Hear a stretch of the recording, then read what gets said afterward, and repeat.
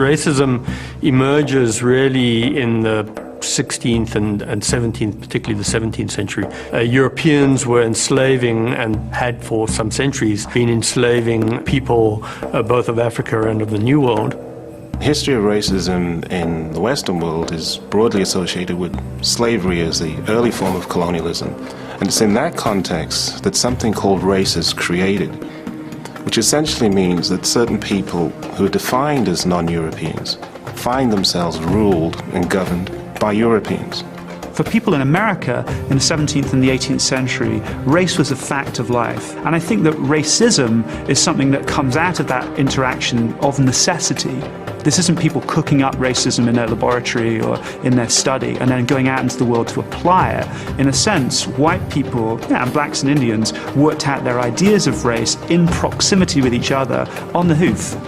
The British don't become slave traders and slavers because they are racist. They become racist because they use slaves for great profit in the Americas and devise a set of attitudes towards black people that justifies what they've done.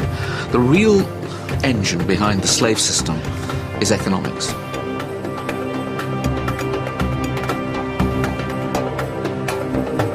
Africans are items of trade. They're things that are bought, that are sold, that are bequeathed, that are inherited. They're like other items of trade. And once you've got that established, both on the slave ships, of which there are thousands leaving British ports, and once you've got that established on the plantations, and once you've got that established as a basis for expanding British wealth, how can you argue that somehow or other the great inferiority of black people isn't built into fundamental cultural values of the British?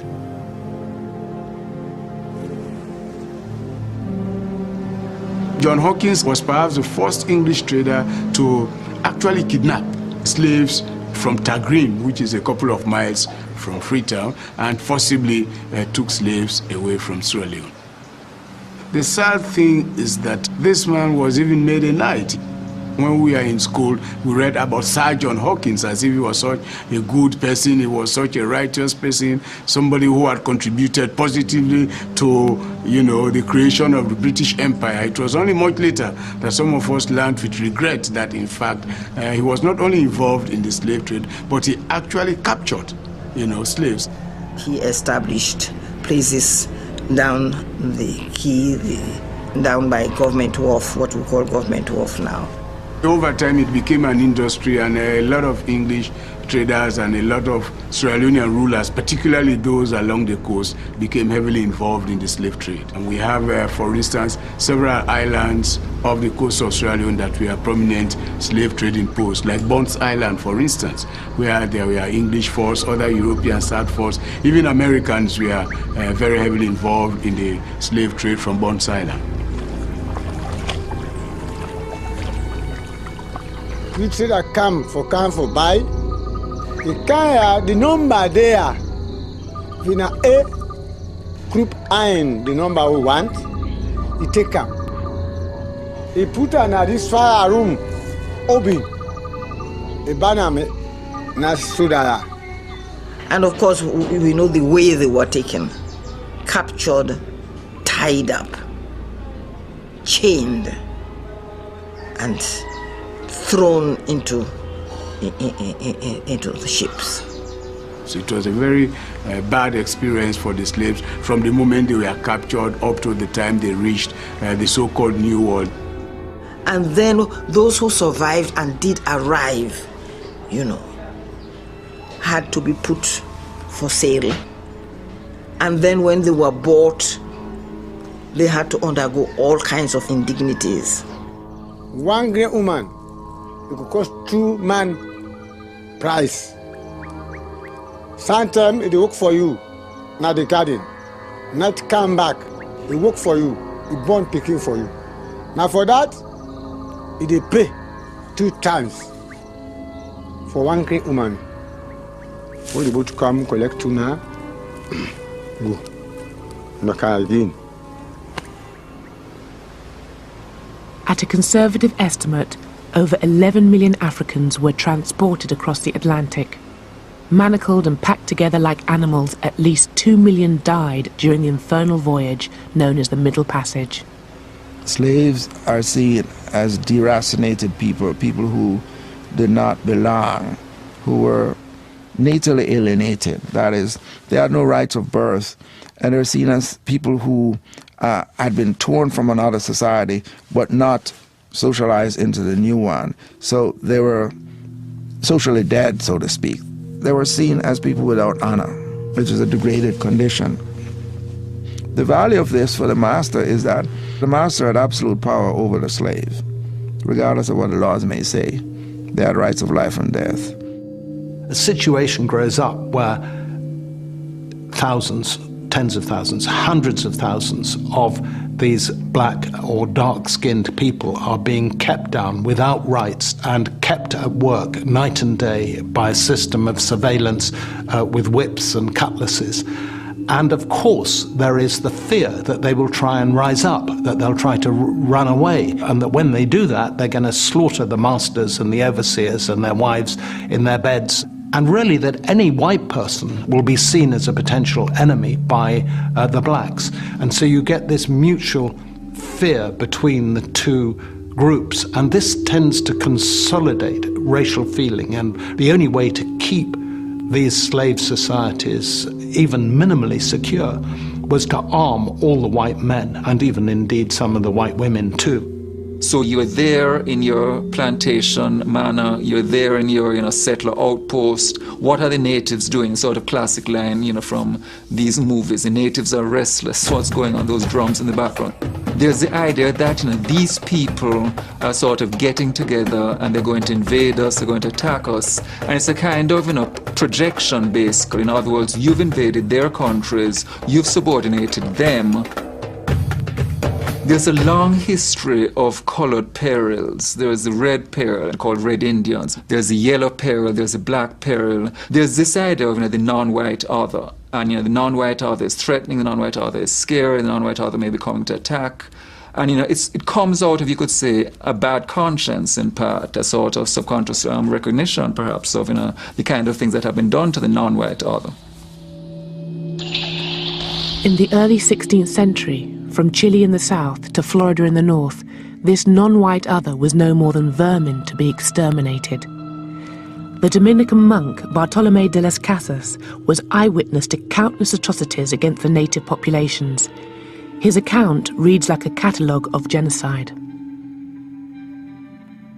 The mainland and the region known as Florida.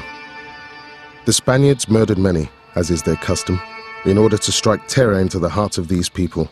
They made their lives an utter misery, treating them as so many beasts of burden. In another large town, the butchers put the whole town to the sword, young and old, chiefs and commoners, not even the children were spared. The butcher-in-chief arranged for a large number of natives in the area to have their noses, lips and chins sliced from their faces. They were then sent away in unspeakable agony and all running with blood, to act as walking testimony to the great deeds and holy miracles performed by these dauntless missionaries of the Holy Catholic faith. The things that Las Casas witnessed, particularly on Hispaniola or in Cuba, these incredible crimes, these incredible attacks on Indians, disembowelings and burnings and rapes and whatever else, I'm sure that that level of violence is something that you could have witnessed in different places in the 17th, the 18th century, in other parts of the Spanish Empire. But it was a peculiarly awful moment that Las Casas saw as the Spanish got to the Americas and tried literally to work the Indians to death. The reports of Las Casas caused enough unease for the Council of the Indies, the Spanish administrators of the New World, to call a debate at Valladolid in Spain in 1550. The debate concerned not just the mistreatment of Indians, but whether they could be categorized as human at all. In contest with Las Casas, the champion of the native populations, was the Jesuit Juan Ginés de Sepulveda. By this time, the Spanish have been in the Americas for about 50 years. And during that time, the brutalities carried out by the conquistadors had reached such heights that it caused some alarm. And out of that context came this particular debate. On the one hand, there was this idea that the Indians had souls, they could be Christianized, and they should be treated not as servants, not as forced laborers, but as people under the protectorate of the Spanish. On the other side of the debate was the idea that perhaps these are not people with souls, perhaps these are people who are natural slaves.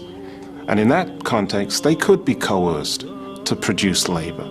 What Las Casas wanted to do was to change the policy of the Spanish crown towards the Indians. So paradoxically, he was able to get slavery of Indians banned. That's something which the Spanish crown bans, outlaws. And by 1542, the laws have been changed to ensure that there can no longer be Indian slaves.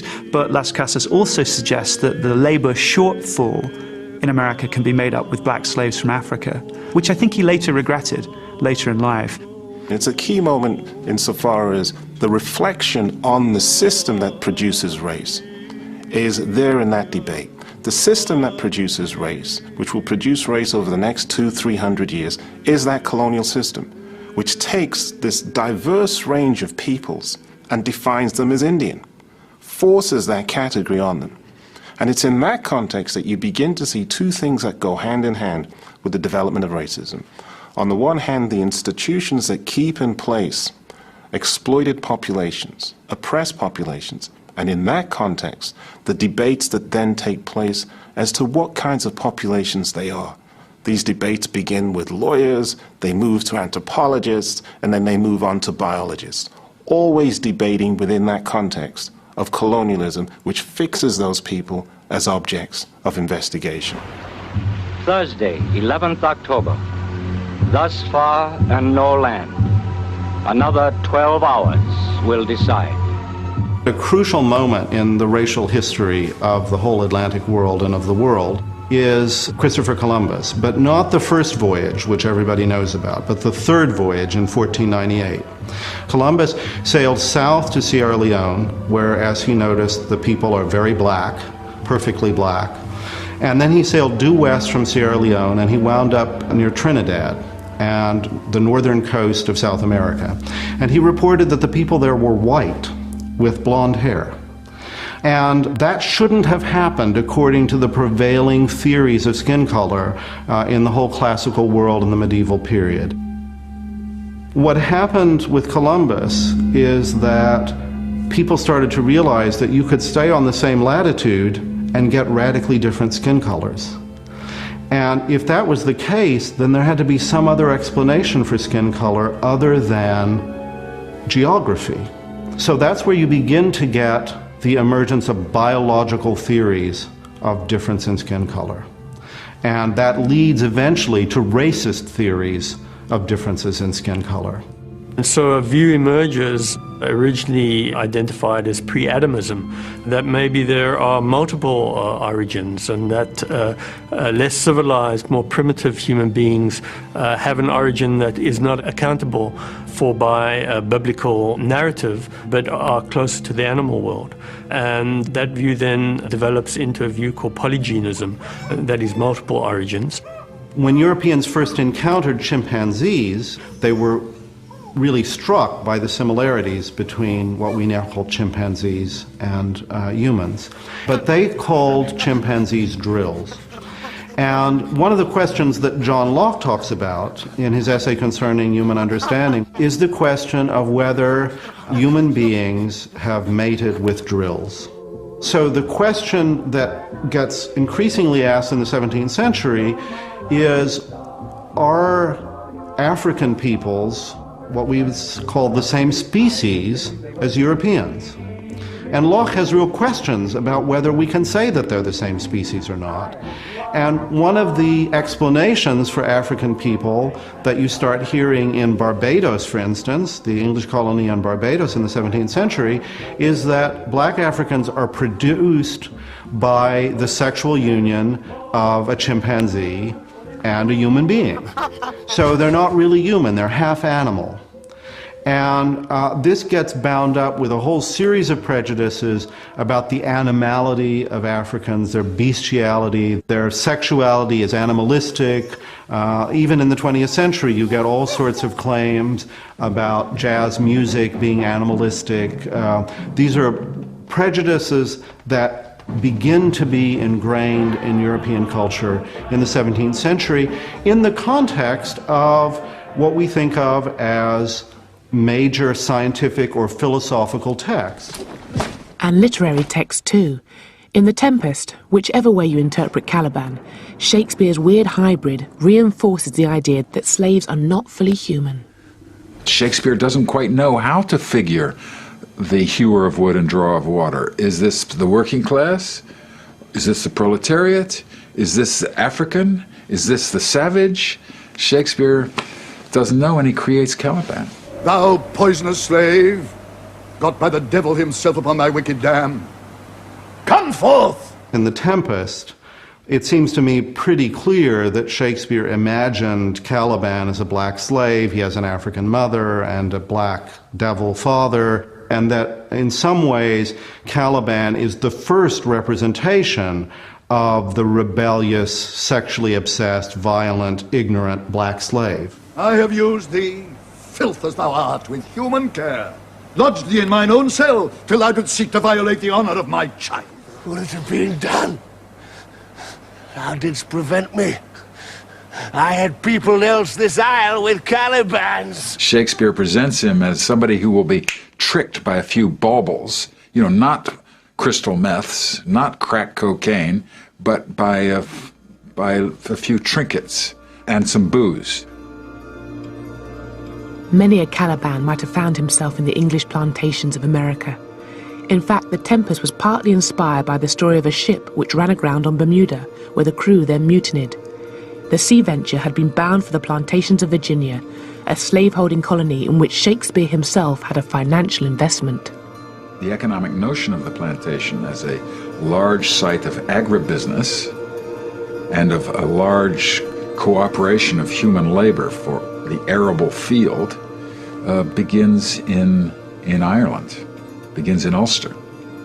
Of course, it was a London merchant house that wished to plant dairy and to start the plantation of Ulster at the very time that, at Shakespeare's time, towards the end of Shakespeare's life, that the Virginia Company is establishing a colony in Virginia. The idea that the great glory days of England begin with Elizabeth, there is no successful English colony under the reign of Elizabeth. Great English imperial aggressive victories start happening in the 17th century, really under Cromwell, with the growth of the empire and the conquest of Jamaica. And that's when the English also began to perceive of themselves as part of a superior white race. Oliver Cromwell is a fierce and powerful revolutionary figure. He was a great general and commander of capitalism that transformed the Atlantic, if not the whole world. This mighty vision he had of doing God's work had begun in the fens of England, where the huge hydraulic works of Van Muden in Holland are harnessed to drain the fields. So he played a role in that, and to discommon, or to remove people from their customary lands in order to produce the riches of the alluvial plains of Lincolnshire and the Norfolk Broads. He then transforms that interrelationship, shall we say, of water and land to crossing the Atlantic and to establishing the sugar plantations. He doesn't do this alone, of course. He does it with a class of people. This is why we say the capitalist class, because they hope to capitalize the land, turn the land into commodities and then into capital, and do this through the sugar plantation in the 1640s, in the very time of the English Revolution or the English Civil War. It's an amazing story of conquest, cruelty, and God. So if you look at something like the southern states of America, up until the point of the American Civil War, the greatest amount of wealth in America was the ownership of slaves and slave labor. Now this is enormous. And it's in that process of being able to command the resources of other parts of the world, extract them for your industries and that labor, that you create this massive structural inequality. The British become well off on the basis of the slave system. Liverpool, Bristol grow to kind of extraordinary levels of material and urban well-being because of the slave system. Lloyd's of London, the Bank of England, Barings Bank, Barclays Bank, Lord Harwood at Harwood House, stately homes left, right and centre, are absolutely rooted in this slave system. But it's a slave system that needs a justification. That is the kind of racist element in it. But the real rationale for it is profit. The sort of laundering of slave profits, as opposed to simply the relocation of them in economic enterprises, is, I think, a very important part of the modern development of Britain. For example, I always think of Bristol, the development of Clifton and so on and so forth, absolutely tied to the slave profits from the 18th century, early 19th century slave trade. Slavery as it existed in parts of Europe prior to this period of the Atlantic slave trade was not particularly color-coded.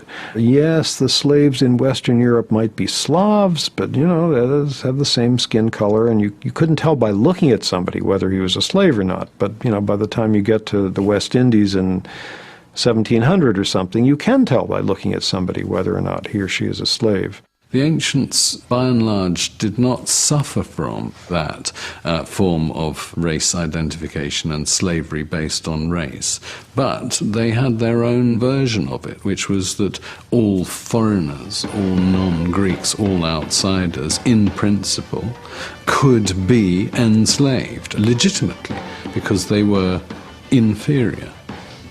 It's not just people who are not Greek who are regarded as inferior in this sort of unalterable way, but Greek men regarded Greek women in somewhat the same way. So if you are male and Greek, you belong just by that very fact to superior categories.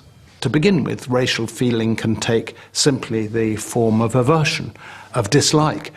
But in the case of New World slavery, what it's doing is taking the form of domination, of exploitation, something much more coherent, something much more purposeful. It's not just a casual prejudice against people who are unlike ourselves. It's a determination to use those people who are unlike ourselves. So it's this that creates the more intense racial feeling that comes out of the widespread adoption of slavery in the plantations in the Americas.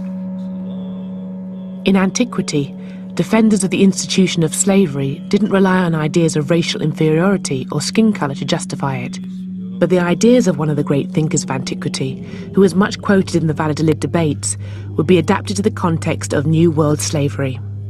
Aristotle, if I could use an awful phrase, is the nigger in the woodpile, because his views were looked back to from the later medieval period onwards and cited because Aristotle was regarded as, though unfortunately he wasn't a Christian, he lived too early, nevertheless he was the next best thing. And if he said slavery was a natural phenomenon, then it probably was. But it's very important to be clear that Aristotle was not speaking in terms of external racial characteristics, colour. Genesis chapter 9, verse 25. And Noah began to be a husbandman, and he planted... An authority even greater than Aristotle's was invoked to justify slavery: God and his good book. Genesis chapter 9, verse 25 was interpreted by Christians as divine authorization for trafficking in slaves and the ownership of plantations. And this is kind of a funny story, and from our perspective it seems sort of ridiculous, but this was taken very seriously indeed. After the flood, Noah gets out, there are still waters all around, and so Noah decides he's going to set up a vineyard. Noah gets drunk. He has 3 sons, Japheth, Shem, and Ham.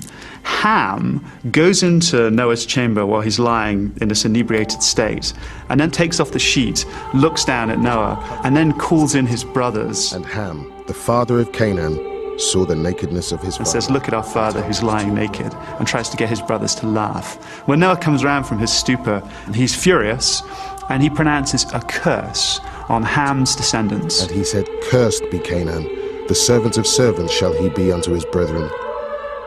So he says that Ham's son, who's called Canaan, will from then on be cursed in perpetuity, and he'll be a slave to the other two brothers, Shem and Japheth. The curse of Ham was not specifically black from the beginning. There was a medieval writer representing the lords of the manor saying the peasants are the descendants of Ham, and that's why they have to serve. The word slave originally originated from Slavic. And these were people who had been captured on the eastern frontiers of Europe. And it was not until about the 15th century when the Portuguese in West Africa began to specifically identify Africans with the curse. But the idea is that one branch of the human family has been enslaved because of this curse, which Noah pronounced on Ham. It's a kind of one-size-fits-all oppressors story, because you can decide whatever group it is that you want to enslave or oppress are the descendants of Ham, and therefore you have a biblical justification for your mistreatment of them. Christianity it does different things at different times. In other words, there's certainly a strand of thinking in which people justify slavery by arguing that it's bringing people in Africa into Christianity and so forth. Christianity is just one aspect of a number of different systems of thinking that would create the colonial basis for the kinds of knowledge which will be used to define non-European populations. So you move from Christianity to liberalism, to notions of humanitarianism, to capitalism. All these kinds of interventions are part of trying to manage and make sense of what the colonial enterprise is without questioning the colonial enterprise, without questioning what Atlantic slavery is. Christianity's role in slavery is very complex. For most of its history, it basically accepted slavery as part of the order of things. In a way, the parallel would be the attitude towards a homeless person today. I mean, we see it not as a sin or as evil, but as an unfortunate situation. And this continued right up to the middle of the 18th century, when a truly radical change took place in which some Christian thinkers began to see slavery as a sin. Enslavement of the natives of North America was never European policy, but that didn't make life any easier for these indigenous peoples, whose relationship with the settlers would ultimately leave most of them either victimized or dead. If you look at Native Americans from their perspective, when white people arrived, they were a disruption, they were shocking, and they were surprising in all sorts of ways. But for many Indians, they simply looked at them as another rival group. And this is one of the interesting facts about 17th century American history. From Indians' perspectives, whites were in a way a bit similar to other rival Indian nations. So perhaps you'd trade with whites, perhaps you'd make war with whites, perhaps you'd ally with the whites against another Indian nation. Indians didn't see things in white and red, if you want to put it that way, white and red terms, because the white settlements weren't powerful enough until much later in the 17th century, even into the 18th century. So they didn't see this as an invasion, as a form of genocide, in a way that would unite them as Indians against white people. The ways and thoughts of the white men are strange. But for all that our skins are of different hues, we are friends, Chingachgook.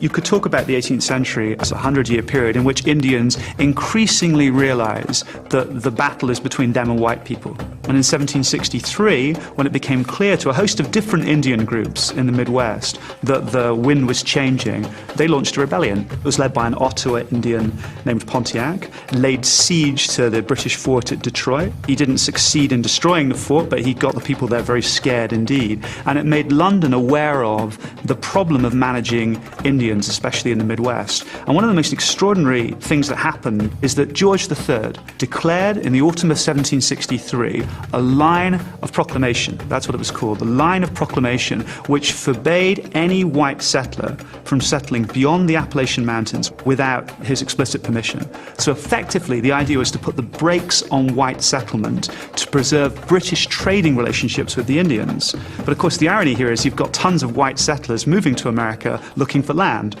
So in effect, in 1763, this royal proclamation creates a new tension between ordinary white settlers on the ground and the crown. And it's definitely one of the contributing factors in the American Revolution. White settlers believe after 1763 that the British government doesn't support them and instead it backs the Indians. And after the American Revolution, or in the process of the American Revolution, the gloves really come off for white Americans, and the new United States is not an Indian-friendly nation in the least.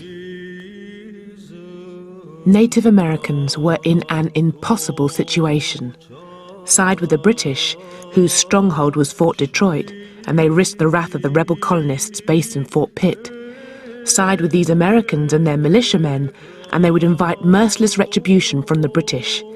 And as for trying to stay out of it, even if you were in Pennsylvania, a state founded by Quakers upon principles of Christian brotherly love, this too could have fatal consequences. Now, one group that didn't pick one side or the other were the Moravian Christian Indians, who were gathered in 3 little communities, the most important of which was called Gnadenhutten. These Moravian Christians, there are maybe 100, 150, had tried to stay out of the war. They weren't hostile Indians. They had adopted many of the customs, the equipment, the technology of white people. They read the Bible. They sang hymns. They were, to all intents and purposes, the dream model of people back in the 17th century who wanted to convert and civilize Indians. And then a group of Pennsylvania militiamen arrived. When they had taken everything that they had that could be construed as a weapon, tools, axes, whatever, that the Indians had, which could be used against them, the militiamen got together and decided to kill every one of them. So every single Indian, in fact the majority were women and children. I think there were around 30 men, so the rest, 60 or so, were women and children. All of them were massacred. They were brought in pairs to a hut where they were hit over the head with a cooper's mallet. And their brains were dashed out without any regard to their obviously being non-combatants. And at the end of the massacre, the white militiamen who'd committed it melted away. There was never any legal action taken against them. And their argument was that these Indians had tools with writing on them, or they had books, or they had implements they could only have stolen from white people. And that's the tragedy or the irony of all of this. In a way, the things that showed that those Christian Indians were civilized were used against them because these militiamen couldn't believe they belonged to them. But I think that's a tremendously evocative story for Pennsylvania, because what began as this noble experiment with white people and Indians living side by side had now turned into this most grisly kind of race war, in which the distinctions between good and bad Indian are totally erased. It goes back to one of the problems, I guess, for Americans, white settlers. What does it mean to be an American? What is there about America as a place which defines the people that live there? When the Boston Tea Party took place in December of 1773, there's protest against the tea taxes which are being imposed by London, and you get these patriots running onto these ships of the British East India Company and pouring the tea into the harbour. They dressed as Indians. Now that to me is tremendously interesting, because they dressed as Indians to prove they were American. It's as if when you get past the stage of mastering Indians militarily, they become incredibly useful culturally in articulating Americanness, the idea of being American. And, there's a reason why there are cars called, the Cherokee, or the Pontiac. I mean, you line up the major Indian leaders, line up the major Indian tribes, and you can probably find a vehicle or a weapon named after one. The Apache helicopter, Tomahawk missile. You don't have to look very far to find that kind of connection. And many people have pointed out the Indian appears on the nickel, but the African appears on no coins. So the Indian was sort of a symbol of America in a way. Not the full destiny of America was to be civilized, and Indians were to become civilized or they were to die out. But they still identified with America in a way that Africans could not be.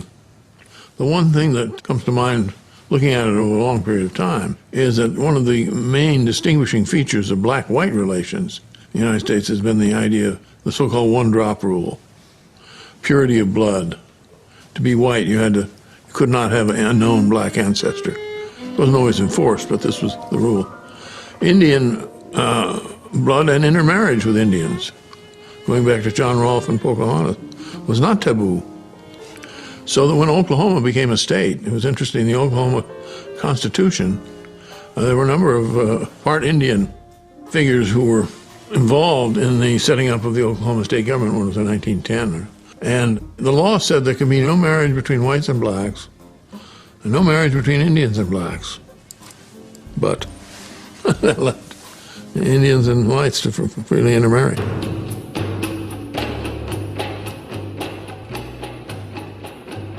The mid-18th century is considered a pivotal historical moment when the Enlightenment dream of the brotherhood of man, championed by philosophers like David Hume, Voltaire, Rousseau, and the encyclopedists, came to prominence.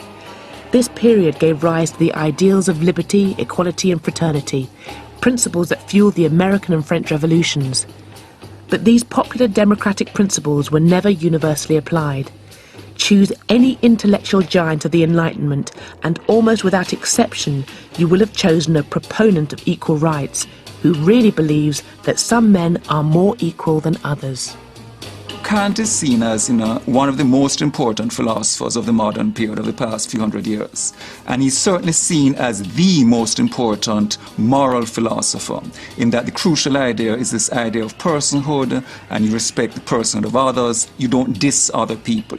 And yet, simultaneous with that, Kant also has these writings in anthropology and physical geography, in which he basically outlines a kind of four-tiered level of human beings. It's basically a racially restrictive view of personhood, that a prerequisite for being a personhood is basically being white.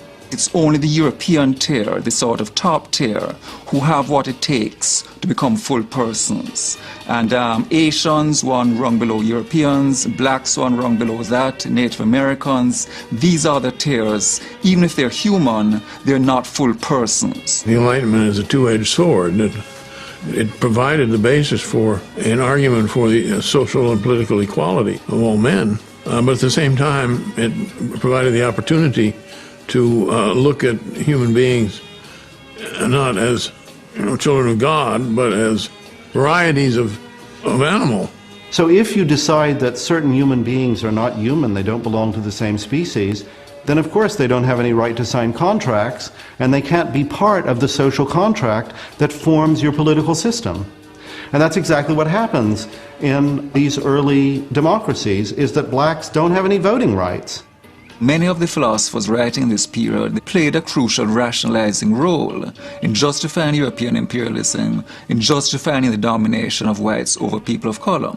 So why is it then that these things are not more widely known? Why has the Kant establishment not taken up this issue? The marginalization of issues like this sort of goes in tandem with the sanitized view of mainstream philosophers. So that you represent Locke, you represent Kant, you represent Hegel, you represent these people in ways that does not address the sort of racist dimensions of their thought, and that sort of contributes to a picture of the modern period from which race has been whitewashed out.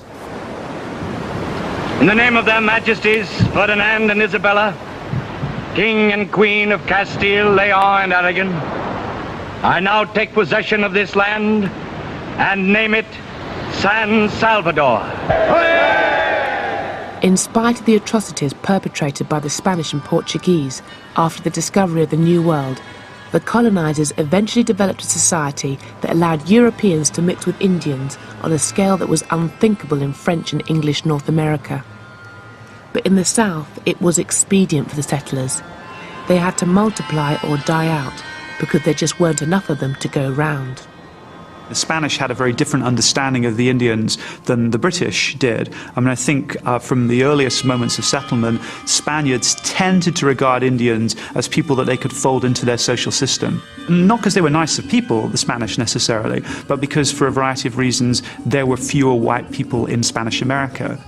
Because Spain never colonized America with anything like the number of colonists that England and eventually Britain brought over. The number of Spaniards, peninsulares as they were known, people from the Iberian Peninsula that actually came to Latin America, was much, much smaller. One sees emerging in the period of the Enlightenment, in the latter part of the 18th century, as abolitionism is beginning to take root in that part of the world as well, a much more vigorous form of mixed-race interaction that you find in other parts of the world. It's a different tradition coming out of Southern European colonization, Portuguese on one hand, Spanish on the other, and out of this a greater willingness to engage in forms of mixed interaction, mixed intercourse, and identified and acknowledged mixed race populations emerging. And out of this you get, in the last 30 years, really 1760 to 1790, in Mexico City in particular, but you also get versions of this in Peru and elsewhere, of what comes to be called casta painting, mixed race painting, caste painting you might even call it, which characterizes in explicit classificatory terms. And after all, classification is an emergent form of rationality of Enlightenment thinking. And the casta painting lays out the forms of offspring that emerge from certain kinds of mixture between what they call Spaniard and Indian on the one hand, Spaniard and black on the other. In other words, European or white, with other racial forms, Indian and African, and then mixtures as well with the mixtures of the mixtures, so to speak. So you get various gradations, and you might even call it degradations, of racial mixing that go from mestizo and so on. That the color lines were not rigidly drawn between just two races, but you had at least one intermediate race in mulattoes or brown people.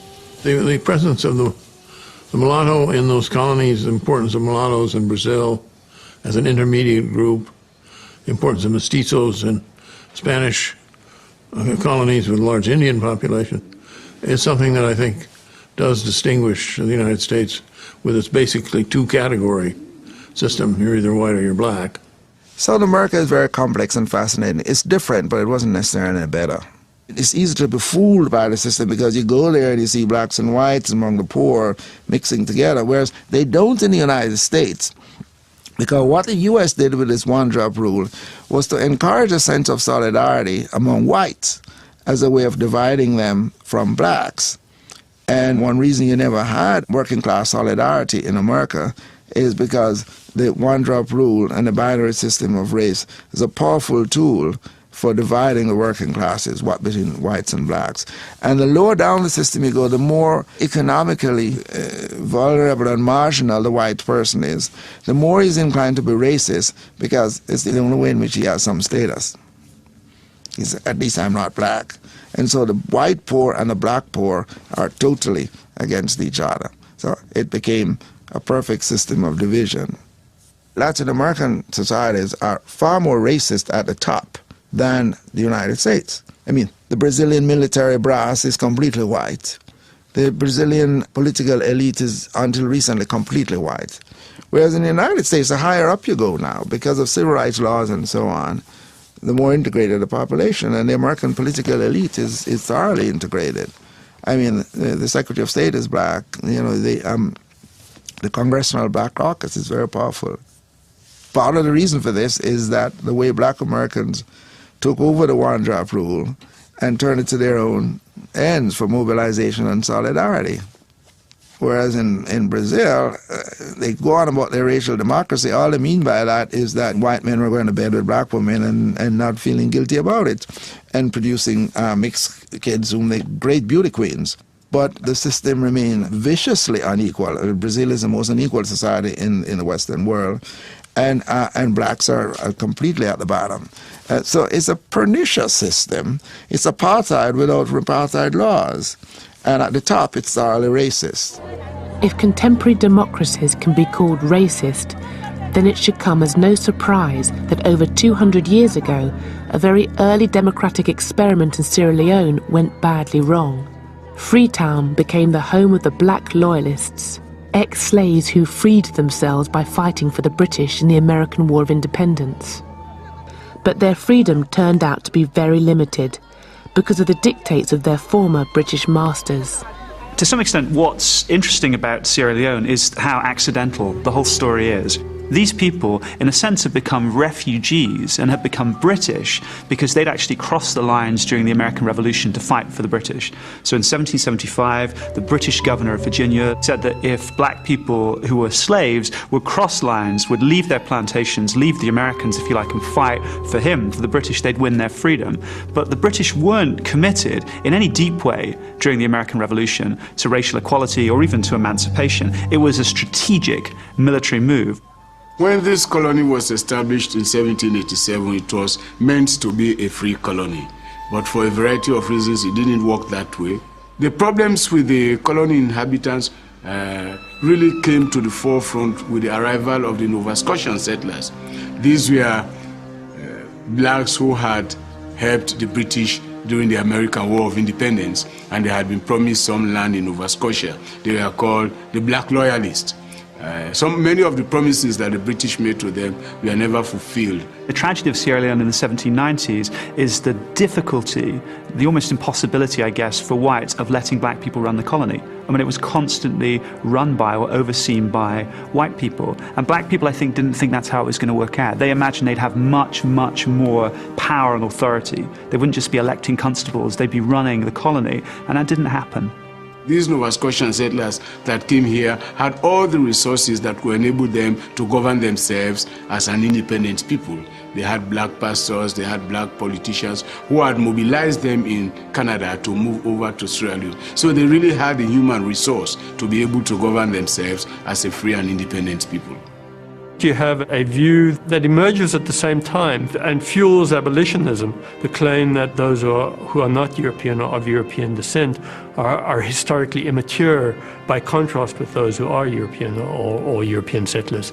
Europeans see themselves as having the obligation, the burden to civilize. So I think it's still with us today. One sees it in relation to the invasion of Iraq, for example. We will come in and teach you how to govern yourselves because you haven't been able to govern yourselves hitherto.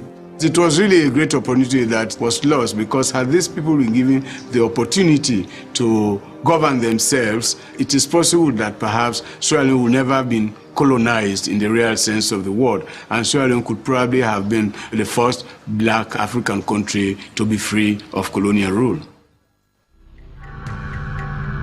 I believe there are a few events in my life which have not happened to many.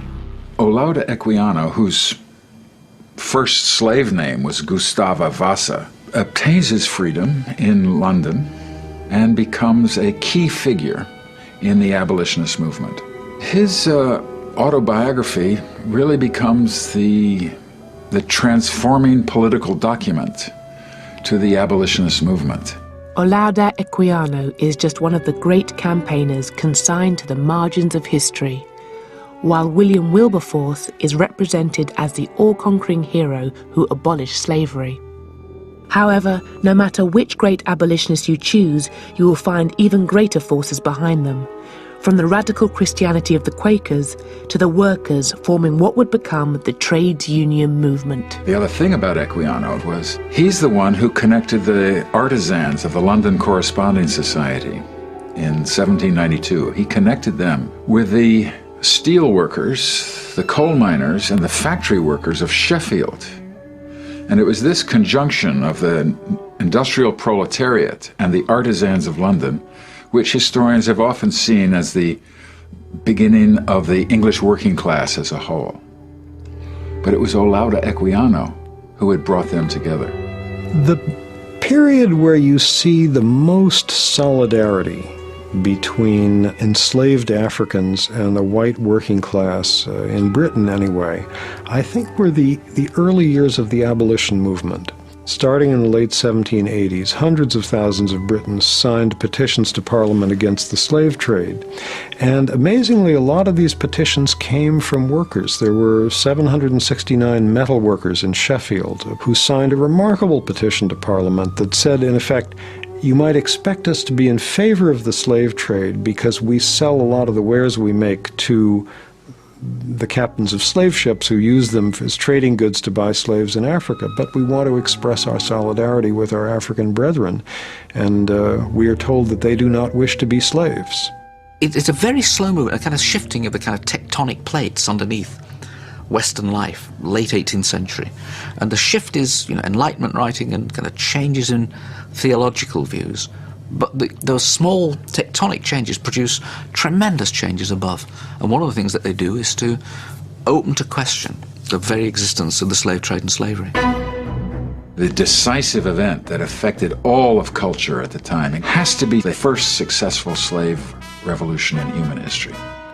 and the successful break from European imperial powers. And that's the Haitian War of Independence that breaks out in August 1791. It's one island, originally colonized by the Spanish, who effectively abandon the western portion of the island, which the French squat on and eventually create their own colony on, which they call Saint-Domingue. The other thing I think just to remember is that this was the most successful colony in the Americas. I mean, we think of it today as it's a poorest nation in the Americas. It's always talked about in those terms. At that time, it really was the richest site. It wasn't a nation of its own, but the richest colony in the Americas. The productivity was enormous. So for every, in a sense, empire in the Americas, in a sense, had their eye on it, would have loved to be able to take control of that sector of the economy. The beginning of the revolution happened really in the northern plain of Saint-Domingue, which really was this extremely industrialized zone in which there were these enormous sugar plantations. That's really where the revolution began, and I think that's important to remember as well, that these plantations, which were some of the most industrial sites in the world at the time, in terms of the combination of both of agriculture and production, generated this revolution. It came out of these plantations. The first stage of the revolution in 1791 was essentially about the slaves establishing control over these plantation domains. They transformed these wealthy plantations into their camps. One of the most interesting things that African historians have suggested about the revolution is that one of the reasons it may have succeeded is that there were huge numbers of men who had served in armies in Africa, who had been soldiers in Africa, who had been enslaved as a result of after participating in wars in Africa, and they brought their military experience to Saint-Domingue.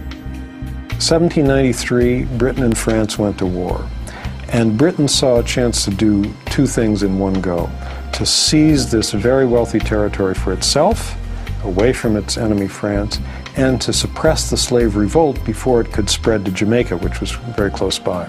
Huge British force headed for Saint-Domingue, and for 5 years they fought the rebel slaves there who came under the leadership of Toussaint Louverture, the great Haitian leader, and they lost. The attempted repression of that revolt involved hundreds of thousands of English boys and young men who were shipped off to Haiti. And there they will meet at the other end of a bayonet or the other end of a machete, the historic indignation of slaves fighting for freedom. And it's a huge trauma to the English people. This was a case where an army of rebel slaves had defeated the army of the world's superpower, which was also the world's greatest slave trading nation. And it was a great shock.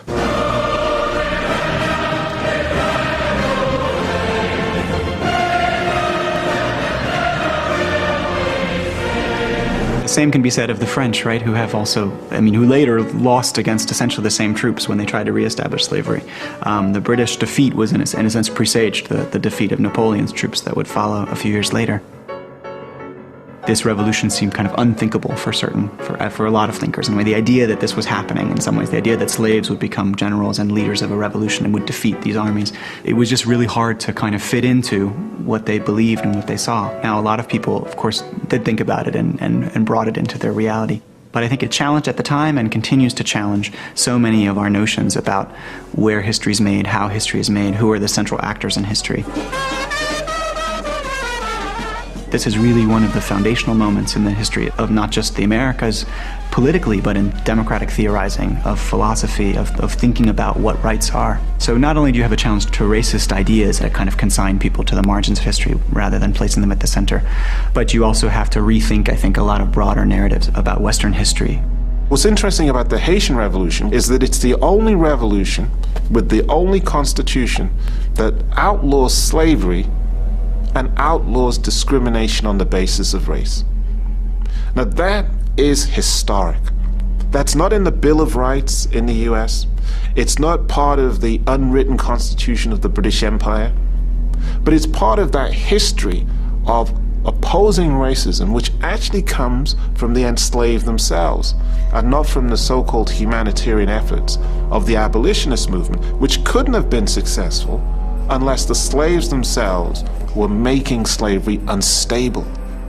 The cost they paid for it was a terrible one, because there was this international boycott of Haiti, and in the end they had to pay reparations. So it's not that reparations were paid to the slaves. They had to pay reparations to the French for property expropriated and so forth.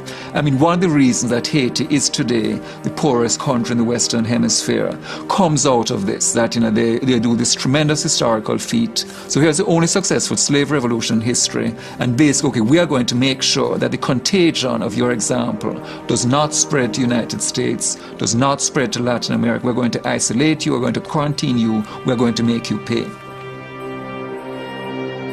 Slavery itself isn't abolished in the British Islands until 1833. And indeed, there are still Africans carried across the Atlantic to Cuba and Brazil, illicitly, more than 1 million. And slavery doesn't end in America till the Civil War, and it doesn't end in Cuba and Brazil till 1888. The sad truth of many situations like this, where there's a huge change on paper, a huge change on paper doesn't change people's material conditions of life. Because what happened was British slaves finally became officially free, August 1st, 1838, but for almost all of them, there was no work available except continuing to cut sugarcane. And now they suddenly found themselves having to pay rent to the planters for the miserable huts that they lived in, and taxes to the government. And there were also all kinds of other strategies used essentially to prevent former slaves from gaining access to land, to prevent them from gaining access to the cities, to prevent them from gaining access to the professions and so forth. So there were all kinds of other strategies, all of them really largely tied together by a broader racial order that also kind of sustained a certain kind of subordination without slavery. Many of the abolitionists could see that it was unjust and it was cruel to perpetuate a system where people were enslaved and degraded. But that did not necessarily mean that they saw those people who were degraded and enslaved as civilized like them. So there is a disconnect. And it's a disconnect that has to be marked and given some significance, because historically we often think that abolitionism was like an anti-racist movement. It wasn't an anti-racist movement. Britain moved out of slavery straight into a wider and deeper colonial empire.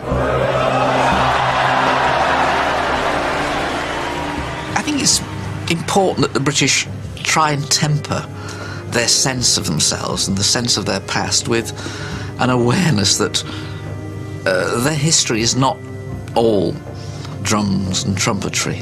It's not all the kind of glories. It comes with a rather dark stain to it, a rather dark side to it. What's Rule Britannia about?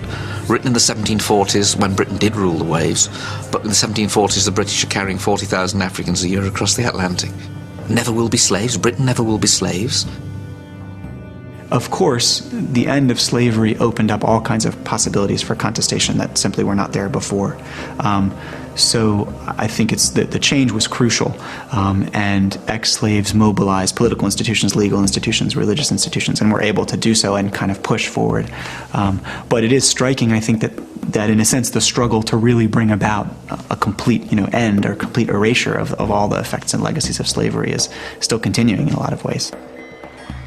Chancellor Gordon Brown has come to India to talk about trade and jobs, but instead he's having to reassure his hosts that Britain's not a racist country. I think we want to send a message, as I know most British people want. We are a nation of fairness and tolerance, and that is how I think most of the world want to understand it. His fear was that a row about Britain's past, if you like, about attitudes that many people thought should have gone and had gone, might actually hamper our future.